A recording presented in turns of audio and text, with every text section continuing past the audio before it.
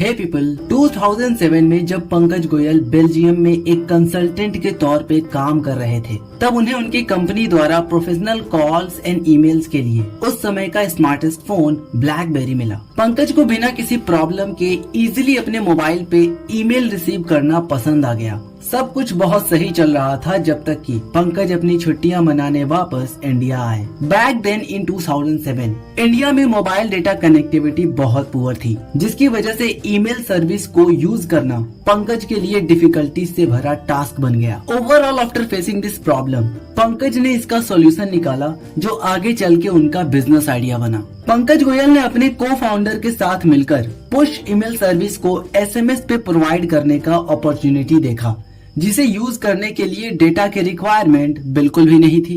ये उनका पहला प्रोडक्ट बना जो बहुत सक्सेसफुल रहा। अब आप में से बहुत सारे लोग सोच रहे होंगे, पंकज गोयल तो एक जीनियस थे, इसीलिए उनके माइंड में एक सक्सेसफुल बिजनेस आइडिया आया। लेकिन क्या होता अगर पंकज गोयल को ब्लैकबेरी मिला ही नहीं होता, पंकज अपनी छुट्टियां मनाने इंडिया आए ही नहीं होते, या फिर इंडिया के बैड मोबाइल डेटा कनेक्टिविटी को पंकज ने एक्सपीरियंस ही नहीं किया होता, तब शायद उनके लिए ऐसे बिजनेस आइडिया के साथ आना नेक्स्ट टू इम्पॉसिबल होता। अगर आप भी बिजनेस करना चाहते हैं और अपने बिजनेस आइडिया को लेके इनसिक्योर हैं, तो हमारे साथ एंड तक बने रहिए, क्योंकि इस पॉडकास्ट में हम जानेंगे 4 techniques to choose a right business idea. बहरहाल, अगर आप भी बिजनेस और एंटरप्रेन्योरशिप के बारे में सीखना चाहते हैं या लाइफ में पॉजिटिव माइंडसेट के साथ ग्रो करना चाहते हैं, तो फटाफट से ग्रो वीर को सब्सक्राइब करें और इस कम्युनिटी का पार्ट बनके इंडियन यूथ को सपोर्ट करें। अब आते हैं मुद्दे की बात।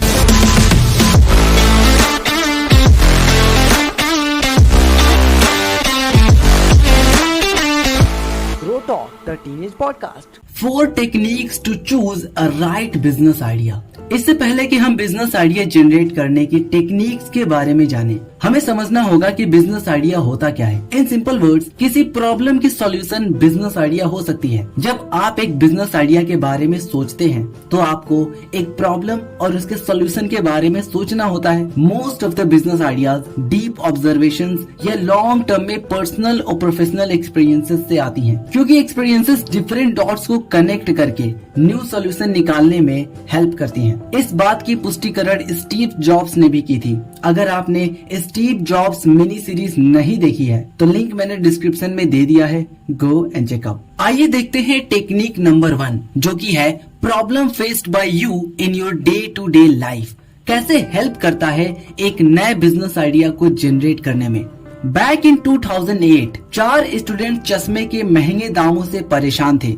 वो अपनी ग्लासेस को बदलना चाहते थे, लेकिन उसकी महंगाई के कारण नहीं बदल सके। उनके लिए ये बहुत बड़ी प्रॉब्लम थी, जिसका सॉल्यूशन दूर दूर तक नजर नहीं आ रहा था। जिसका रिजल्ट ये निकला कि उन 4 स्टूडेंट्स के माइंड में एक सक्सेसफुल बिजनेस आइडिया उभर आया, जिसकी हेल्प से वो आई वियर मार्केट को भंग करना चाहते थे। उन्होंने अपने आइडिया को इवैल्यूएट करने के लिए फ्रेंड्स और कलीग्स के साथ शेयर किया, जिसका रिस्पॉन्स नेगेटिव आया। इसके बावजूद स्टूडेंट्स अपने आइडिया पे डटे रहे और वारबी पार्कर के नाम से खुद की कंपनी लॉन्च कर दी, and the rest is history. US market में ई कॉमर्स सक्सेस स्टोरीज में वारबी पार्कर की सक्सेस स्टोरी आज भी टॉप पे रैंक करती है। इसके फाउंडर्स ने प्रॉब्लम को पर्सनली फेस किया और उसका सॉल्यूशन निकाला। इन फाउंडर्स के जैसे क्या आप भी अपने डे टू डे लाइफ में न्यू प्रॉब्लम्स को फेस करते हैं? जनरली जो प्रोडक्ट एंड सर्विसेज आप रिसीव करते हैं, क्या आप उससे अनसेटिस्फाइड हैं? अगर आपके पास इन सवालों का जवाब हाँ है, then listen to me carefully. आपके माइंड ने एक प्रॉब्लम को आइडेंटिफाई किया है, जिसे आपको तुरंत लिखना चाहिए। अब आपको बस उस प्रॉब्लम की सॉल्यूशन फिगर आउट करने की जरूरत है। इसके बाद भी अगर आपका माइंड ये कहे, I wonder why we never do it this way, then बिना देरी किए उसे भी आपको लिखना चाहिए, क्योंकि आपको नहीं पता नेक्स्ट फ्यू वीक्स में जब आप information, data, idea and solution को एक साथ ऐड करेंगे, तो क्या निकल के आने वाला है। वो एक लाइफ चेंजिंग बिजनेस आइडिया भी हो सकता है, जैसा कि हमने बारबी पार्कर के केस में देखा। इसी के साथ बढ़ते हैं टेक्निक नंबर 2 की तरफ, जो कि है problem faced in your area of interest. Almost हम सभी के पास एक ऐसा काम होता है जिसे करना हम पसंद करते हैं और उसे ही एरिया ऑफ इंटरेस्ट कहते हैं। सभी का एरिया ऑफ इंटरेस्ट अलग अलग हो सकता है, जैसे किसी को म्यूजिक पसंद हो सकता है तो किसी को स्पोर्ट्स में इंटरेस्ट हो सकता है। लेकिन अहम बात ये नहीं है, मुद्दे की बात तो ये है कि क्या आप अपने एरिया ऑफ इंटरेस्ट में नए प्रॉब्लम्स को ढूंढ पा रहे हैं। अगर नहीं तो आपको अपने वर्क फील्ड में न्यू प्रॉब्लम्स को फाइंड करना चाहिए। ये एक छोटी सी कोशिश आपके सक्सेसफुल बिजनेस का कारण बन सकता है, जैसा कि सिद्धार्थ अग्रवाल के केस में हुआ। सिद्धार्थ अग्रवाल एक ऐसे कंपनी में एम्प्लॉयड थे जो साइंटिफिक कंप्यूटिंग जैसे सर्विसेज प्रोवाइड करती थी। सिद्धार्थ का काम था कि कस्टमर से बात करके उनके पेन पॉइंट्स को समझना और ये समझना कि क्या कस्टमर्स को उनके पसंद की सर्विसेज प्रोवाइड की जा रही हैं या नहीं।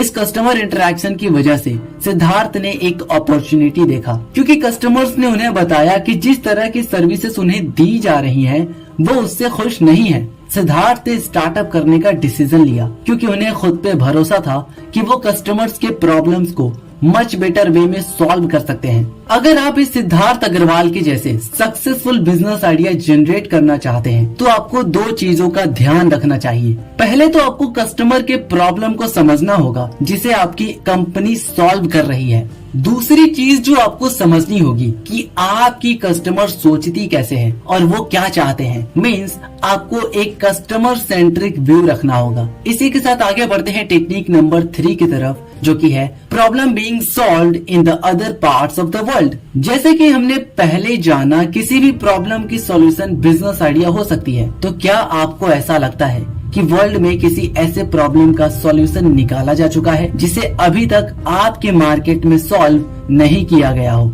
अगर आपने एक आध ऐसा प्रॉब्लम ढूंढ लिया तो ये आपके लिए बहुत बेनिफिशियल हो सकता है, क्योंकि इसके मल्टीपल एडवांटेजेस हैं। पहला तो ये है कि उस आइडिया को ऑलरेडी कस्टमर्स के साथ टेस्ट किया जा चुका है। अगर कोई चीज वर्ल्ड के किसी एक पार्ट में ऑलरेडी सेल की जा रही है तो चांसेस बहुत ज्यादा है कि वर्ल्ड के दूसरे पार्ट में भी उसे सेल किया जा सकता है। लेकिन इस सिनेरियो में आपको एक सावधानी बरतनी पड़ेगी। आपको अपने लोकल कस्टमर्स के नीड्स एंड प्रेफरेंसेस को समझते हुए प्रोडक्ट को कस्टमाइज करना होगा, बिकॉज ये 2 चीजें प्लेस टू प्लेस वैरी करती हैं। अगर इसके कुछ एग्जाम्पल्स की बात करें तो fast food chains, clothing brands और बेवरेज लाइक कोका कोला इसके कॉमन एग्जाम्पल्स हैं। दूसरा एडवांटेज ये है कि आपको अपने कंपनी के लिए फंड रेज करने में आसानी होगी। इन्वेस्टर्स जो किसी भी स्टार्टअप के लिए इम्पोर्टेंट होते हैं, वो कॉन्सेप्ट्स के प्रूफ को ज्यादा पसंद करते हैं। अब किसी भी इन्वेस्टर को प्रूफ के तौर पे दिखाने के लिए एक सक्सेसफुल रनिंग बिजनेस से ज्यादा बेटर क्या हो सकता है। फॉर एग्जाम्पल जंबो किंग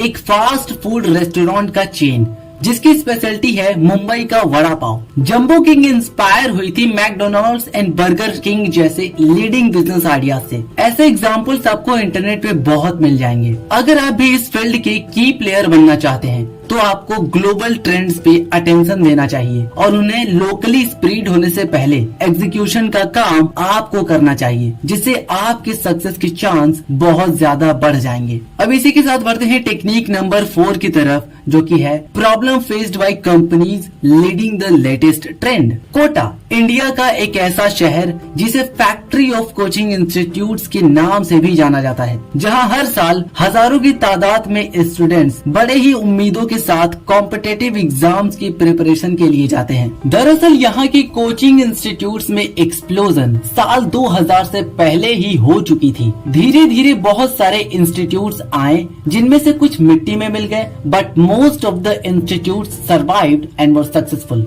चूँकि इंस्टीट्यूशन की ग्रोथ समुद्र की लहरों की तरह ऊपर उठ रही थी, तो लोगों ने इसे वेव कहना स्टार्ट कर दिया। और इस वेव में कोचिंग इंस्टीट्यूट्स के अलावा ऐसे बहुत सारे डिफरेंट बिजनेसेस रहे जिन्होंने बेधड़क मुनाफा कमाया। इस टेक्निक में हम उन्हीं बिजनेसेस के बारे में जानेंगे जिन्होंने न्यू ट्रेंड को बारीकी से समझते हुए अपने लिए न्यू अपॉर्चुनिटी देखा और आगे चल के खुद को एक सक्सेसफुल बिजनेस में तब्दील कर लिया। फॉर एग्जाम्पल कोटा में कोचिंग इंस्टीट्यूट्स की ग्रोथ के साथ साथ बहुत सारे लोगों ने अपने घरों को हॉस्टल्स में कन्वर्ट कर दिया। रेस्टोरेंट ऑनर्स ने हॉस्टल किचन की शुरुआत कर दी और ऐसे ही एक लंबी लिस्ट के साथ book shop owners, fruit sellers and movie theatres, इन सब की प्रॉफिट बहुत बढ़ गई। इस वेव ने पूरे शहर के इकोनॉमी को एकदम से ऊपर उठा दिया और इसे ही हम कैस्केडिंग इफेक्ट कहते हैं। आइए समझते हैं कैस्केडिंग इफेक्ट को ब्रीफ में। उम्मीद है कि आप सभी लोगों ने कभी न कभी